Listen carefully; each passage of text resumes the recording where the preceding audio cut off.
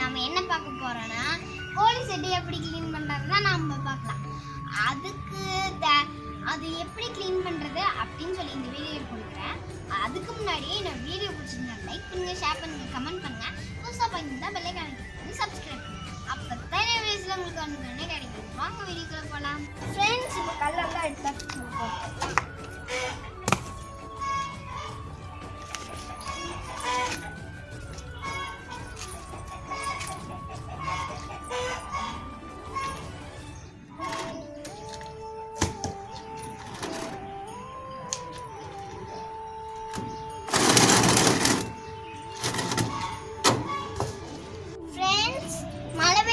நிறைய பூடு வந்து ஏறிடுச்சு. உடனே நம்ம இது என்ன பண்ணலாம்? கையில் வச்சு பிடிங்கலாமா? வாங்க ஃப்ரெண்ட்ஸ், கையில் பிடிக்கலாம். இது வேற நல்லதா எங்கிட்ட மாட்டேன். ஃப்ரெண்ட்ஸ், நிறைய பூடும் இருக்கு, அதோட சமய கீரையும் இருக்கு. ஃப்ரெண்ட்ஸ், கீரை நம்ம பிடிங்கலாம் சாப்பிட்றக்காக. இப்போ நம்ம பிடிங்கிட்டு பார்த்தீங்கன்னா பூடு. ஃப்ரெண்ட்ஸ், நம்ம இப்போ வந்து பூடெல்லாம் பூடிங்க வச்சு உனி வந்து நம்ம தகரத்தை எடுத்துடலாமா? தகரத்தை எடுத்துடலாம்.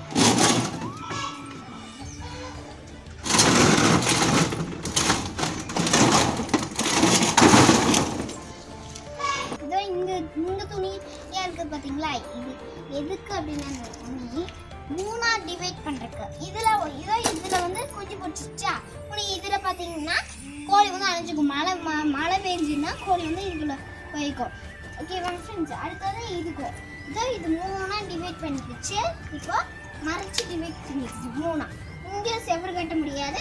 செவரு கட்டினா வந்து இருட்டா இருக்கும், ஆனால் காத்தோட்டமாக இருக்காது ஃப்ரெண்ட்ஸ். அதனால தான் நம்ம கீழே ஓடு வச்சு கட்டிக்கிட்டு அப்புறம் பார்த்தீங்கன்னா இதோ இந்த மாதிரி போட்டோம்.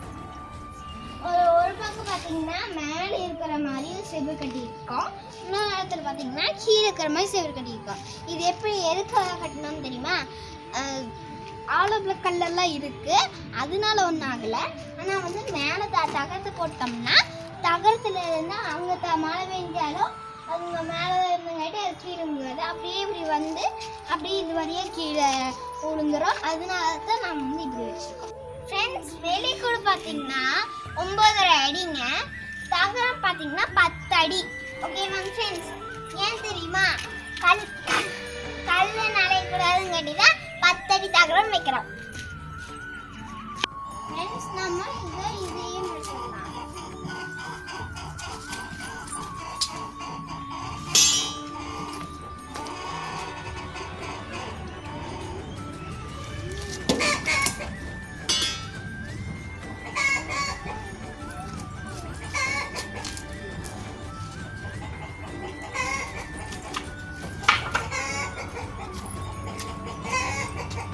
வந்து ஏற்கனவே ஒரு கோழி வந்து அடைப்படுத்திட்டு போயிருக்கு ஃப்ரெண்ட்ஸ். இதெல்லாம் பொடிச்சங்காட்டி என்ன ஆச்சு அப்படின்னா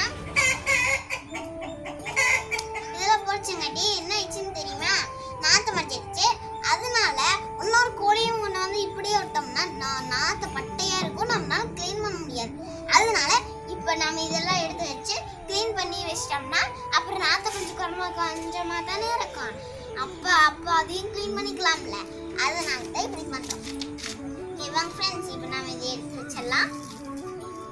ஃப்ரெண்ட்ஸ், இது வந்து ஏன் நைட்டு வச்சிருக்கோம் தெரியுமா? சூரிய ஒளி பட்டுச்சுன்னா இது காஞ்சிரும் இல்லையா? நம்ம அணியெல்லாம் போட்டு தேய்ச்சோம்னா காஞ்சிரும் இல்லையா? அப்புறம் நாத்தமும் ஓடிடும் இல்லையா ஃப்ரெண்ட்ஸ்? அதனால தான் இப்படி ஓப்பன்லேயே விடுறது. சரிங்களா ஃப்ரெண்ட்ஸ்? இப்போ உங்களுக்கு அறுத்து முடிஞ்சிருச்சா? ஓகே, வாங்க இதை ஃபஸ்ட்டு போட்டலாம்.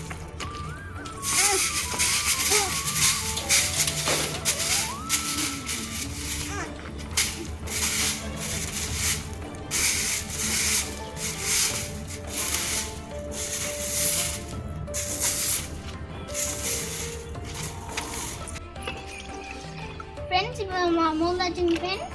இப்போ நம்ம இதை கொண்டு போய் வச்சிடலாமா? நான் வந்து இப்போ ஒரு டப்பா வளசூரம் வந்திருக்கேன். நம்ம இங்கே வச்சிடலாம். இப்போ நம்ம வலிக்கிறதுக்கு ஆரம்பிச்சிடலாங்க ஃப்ரெண்ட்ஸ். வாங்க வலிக்கிறதுக்கு ஆரம்பிக்கலாம். நல்லா போட்டு உள்ள முக்கி எடுத்துக்கோங்க ஃப்ரெண்ட்ஸ். எடுத்துட்டு நல்லா கெட்டியாக தேய்ச்சிக்கோங்க. முக்கி எடுத்துக்கோங்க. எடுத்து வச்சு தேய்க்கலாம். கெட்டியாக தேய்க்கணும் ஃப்ரெண்ட்ஸ். அப்போ தான் அந்த பூச்சியெல்லாம் ஓடிடும் நாட்டத்துக்கு. ஓரத்தில் எல்லாம் தேய்ச்சி விடுங்க. ஓரத்துலக்கு பேன் இருந்ததுன்னா என்ன பண்ணுறது, அந்த பேனெல்லாம் போகிறக்காக ஓரத்துலையும் தேய்ச்சி விடணும் நல்லா.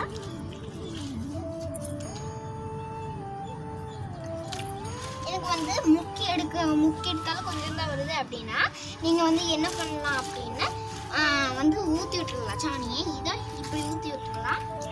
இப்படி ஊற்றி விட்டு நீங்கள் வாட்டுக்கு நல்லா தேய்ச்சி விட்டுடலாம். கெட்டியாக வரும்.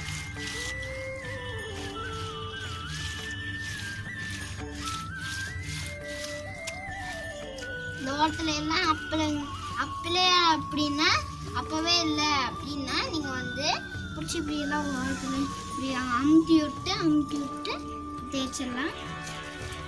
அப்புறம் அப்படிக்கும் சாணி. ஃப்ரெண்ட்ஸ் இந்த மாதிரி நல்லா கெட்டியாக தேய்ங்க. ஓகேவா? நான் தேய்க்கிற மாதிரியே நீங்களும் தேய்ங்க. நீங்கள் இது கோழி செட்டு ரெடி பண்ணணும் அப்படின்னா இந்த வீடியோ போட்டு பார்த்து அப்படியே ரெடி பண்ணிக்கோங்க. இதே மாதிரி கோழி செட்டு ரெடி பண்ணி வச்சுருக்கிறீங்கன்னா அதுக்குள்ள வந்து சாணியெல்லாம் எப்படி தேய்க்கணும் அப்படிங்கிறத இந்த வீடியோ போட்டு பார்த்துட்டு இந்த சாணியெல்லாம் இதுலேயே தேய்ங்க.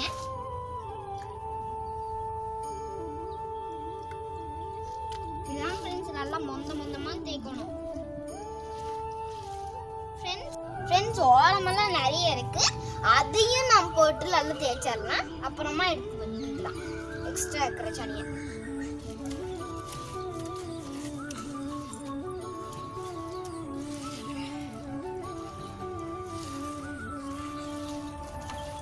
ஃப்ரெண்ட்ஸ் இப்போ எக்ஸ்ட்ரா இருக்கிற சாணியெல்லாம் எடுத்துடலாமா? வாங்க எக்ஸ்ட்ரா இருக்கிற சாணியெல்லாம் எடுக்கலாம்.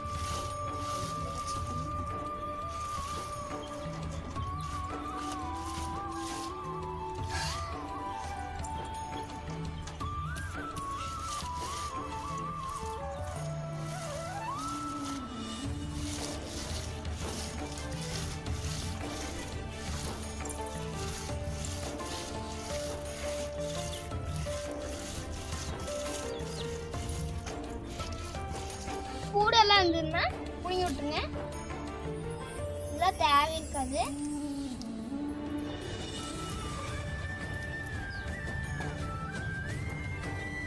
கல்லு மேலே நாம நல்லா போட்டு தேய்க்கணும்.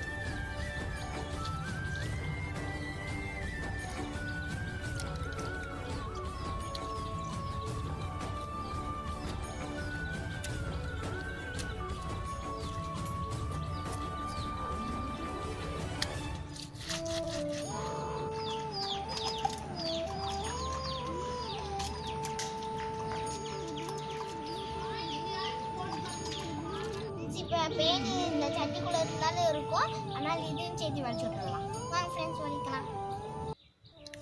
கீத்தாச்சு மீதி ஏன் வச்சுக்கலாம்.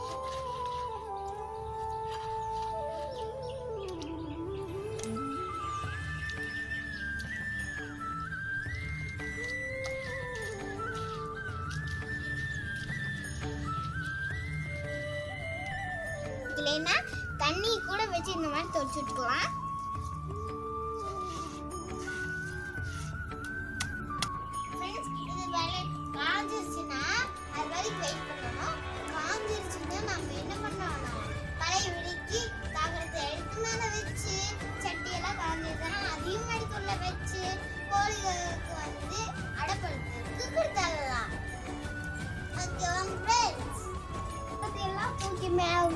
அதெல்லாம் பண்ணணும் ஃப்ரெண்ட்ஸ்.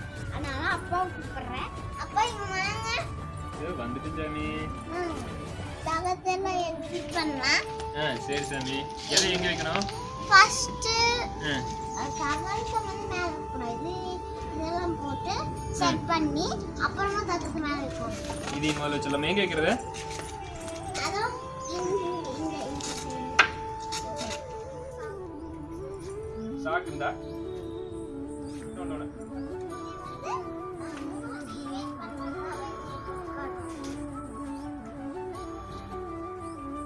அதே மாதிரி நான் இங்க ஓட்டுமா?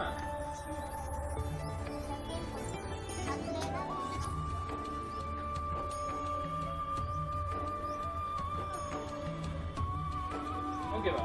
ஓகேப்பா. ஆமா ஏன் தண்ணி மேல தகரம் வைக்கணுமா? அதுக்கு முன்னாடி நான் எனக்கு ஒரு டவுட்.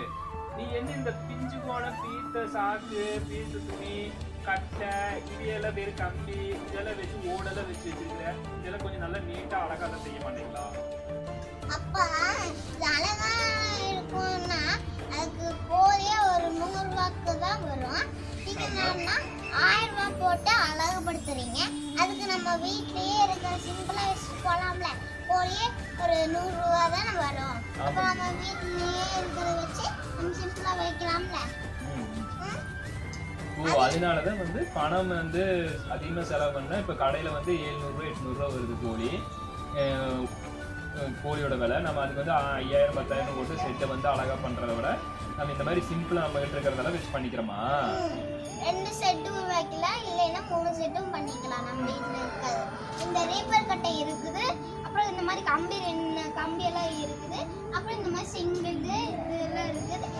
நம்ம ஈஸியா பண்ணிக்கலாம். ஓடு இருக்குது, இதெல்லாம் விட்டு போட்டு நீங்க அதிகமா வாங்கிட்டு வந்து ஒரே ஒன்று வேற மாதிரி செட் பண்ணீங்கன்னா அப்புறம் என்ன ஆகும்? நம்மளுக்கு நட்டம் தான் கிடைக்கும். நம்மளுக்கு எங்கெல்லாம் கிடைக்கும்? கொஞ்சம் வந்து போச்சுன்னா அதெல்லாம் நார் போச்சுன்னா எப்படி கிளீன் பண்றது? கரெக்ட் தான். சாரி, எனக்கு தெரியாம தான் கேட்டேன். சரி, இப்ப தகரம் மேல தூக்கி வச்சிடலாமா?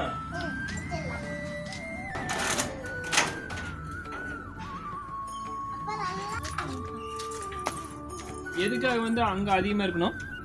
ஏன்னா இந்த கல்லு நனையக்கூடாது. மேல மழை தண்ணி வந்தாலும் இது அப்படியே வலிஞ்சிட்டு போய் கல்லு நனையாம அப்படியே கீழே விழுந்துடும். அப்புறம் வந்து ஏன் நம்ம செவத்து ஓரத்தில் ஓட்டி வைக்கிறோம் தெரியுமாப்பா?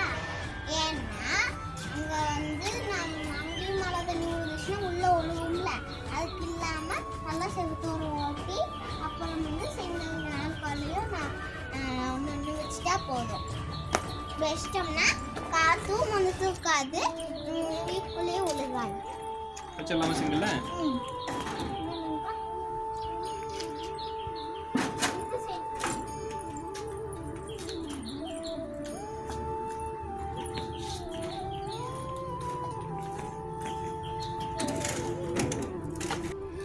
கோழிக்கு வீடு ரெடியாகுதோ இல்லையோ, எனக்கு வீடு ரெடியாச்சுல இருக்கு.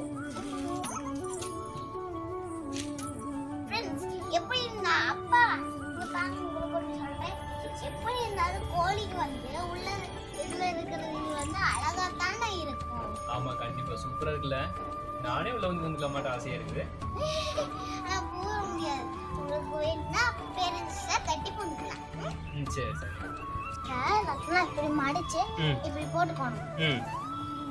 போட்டு என்ன பண்ணணும் அப்படின்னா இது எடுத்து இங்க வச்சிடணும். வச்சிடலாமா? வச்சிடலாம். சரி ஓகேவா? இங்க செட்டி வச்சிட்டோம்னா ஈஸியா இருக்கும். சரி நடுவால ஃபர்ஸ்ட் வச்சிட்டோம்னா அப்புறம் கோழிக்கு கன்ஃபியூஷன் ஆயிருமா? சரி நான் இதுக்குள்ள வச்சுனா இது நானே வைக்கிறேன்ப்பா.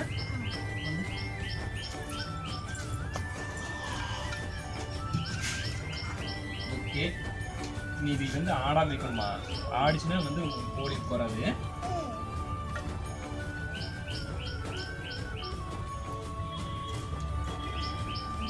தண்டுமா இது என்ன கோழி உட்கார இடத்துல போய் நீ போய் கொண்டிருக்கிற? உனக்கு அழகா இருக்குவா? நான் வேணா 2-3 முட்டை விட்டுட்டேன். சரி முட்டையும் வரல ஒண்ணும் வரல, அது அப்படியே தான் இருக்கு.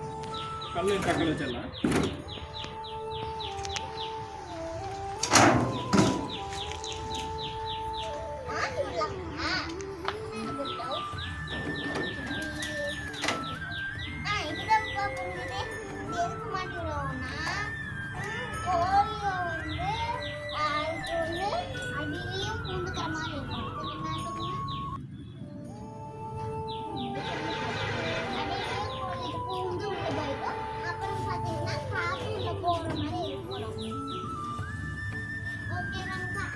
சரி சரி, உங்க காத்து நல்லா உள்ள போகணும் இல்லையா? காத்தலமா இருக்கணும். அப்ப கோழி வந்து அழகடக்கும். குஞ்சு நல்லா பிடிக்குமா? ஏற்கனவே போட்டு வச்சிச்சு செட்டிங் ஃப்ரெண்ட்ஸ். இது பார்த்தீங்கன்னா கீழே எல்லாம் கல்லால் அடிக்க வச்சுக்குது. இங்கே பார்த்தீங்கன்னா ஏதோ தகரம்லாம் போட்டு மறைச்சு வச்சுக்குது. Okay friends. துணி வந்து நம்ம நீக்கி பார்க்கலாமா? இது காமிக்கிறேன் நான். கோழி வந்து உள்ள படுத்துருக்கு ஃப்ரெண்ட்ஸ்.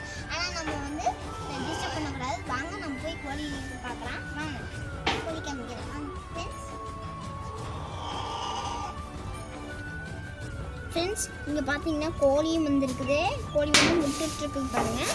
முட்டுறதுக்கு தான் கோழி வந்திருக்கும். குஞ்சையும் அது கூட குஞ்சையும் சேர்த்து கூட்டிகிட்டு வந்து படுக்க வச்சுருக்குது.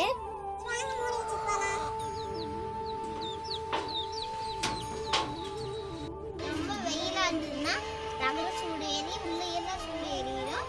அப்புறம் வந்து குஞ்சு பொரிக்காது, கோழி அடப்பெடுக்காது ஃப்ரெண்ட்ஸ்.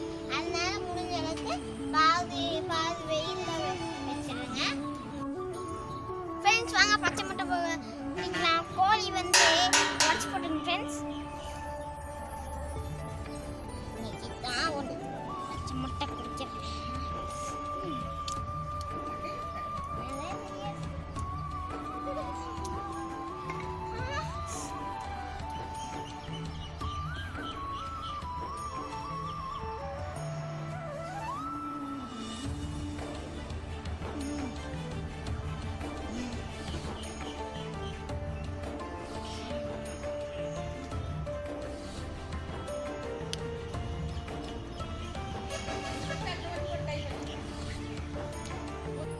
ஃப்ரெண்ட்ஸ் இது வந்து நாட்டுக்கோழி முட்டை. பண்ணைக்கோழி முட்டைனா நல்லாவே இருக்காது, அது குடிக்கூடாது ஃப்ரெண்ட்ஸ். சரிங்களா? இது குடிக்க மாட்டேன் பச்சை முட்டையே, எப்போ சொன்னாலும் தான் குடிப்பேன்.